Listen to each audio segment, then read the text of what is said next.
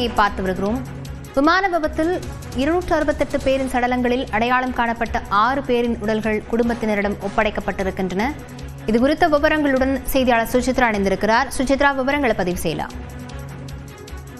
ஏர் India விமான விபத்தில் அடையாளம் காணப்பட்ட உடல்கள் தற்பொழுது உறவினரிடம் ஒப்படைக்கப்பட்டுள்ளதாக அந்த மாவட்ட நிர்வாகம் அதிகாரப்பூர்வமாக அறிவிக்கப்பட்டுள்ள சுமார் 70 முதல் 80 மருத்துவர்கள் கொண்ட குழு என்பது சிவில் மருத்துவமனையில் அகமதாபாத்தில் அந்த பிரேத பரிசோதனையை நேற்று முதல் செய்து வந்த நிலையில் அதில் முதற்கட்டமாக 5 பேருடைய உடல்கள் அவர்களுடைய உறவினரிடம் ஒப்படைக்கப்பட்டுள்ளது. இந்த ஏர் இந்தியாவினுடைய இந்த ட்ரீம்லைனர் விமானத்தில் பயணித்த 5 பேருடைய உடல்கள் தற்போது ஒப்படைக்கப்பட்டுள்ளதாக அதிகாரப்பூர்வ அறிவிப்பை அந்த மருத்துவமனை நிர்வாகம் அன்று தெரிவித்திருக்கிறது. குறிப்பாக அதில் 2 பேர் பாவ்நகர் ராஜஸ்தான் மாநிலத்தினுடைய பாவ்நகர் பகுதியை சார்ந்தவர்கள் என்றும் குறிப்பிடுகிறது. அதில் ஒருவர் மத்திய பிரதேசம், குறிப்பாக ராஜஸ்தான் மற்றும் பாவ்நகர் மத்திய பிரதேசம் ஆகிய பகுதிகளை சார்ந்தவருடைய 5 பேருடைய உடல்கள் என்பது தற்பொழுது வரை அதிகாரப்பூர்வமாக அடையாளம் காணப்பட்டு சவப்பெட்டிகள் அடைக்கப்பட்டு அவர்களுடைய உடல்கள் என்பது ஒருவரிடம் ஒப்படைக்கப்பட்டுள்ளது. அனைவருடைய உடல் என்பது கடுமையாக முழுவதுமாக கருகிய நிலையில் இருந்ததன் காரணமாக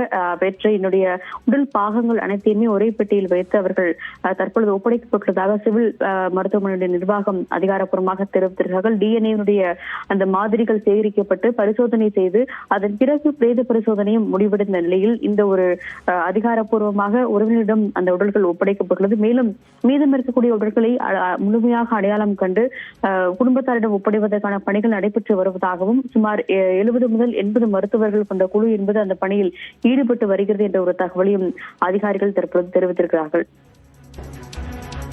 விவரங்களுக்கு நன்றி சுசித்ரா.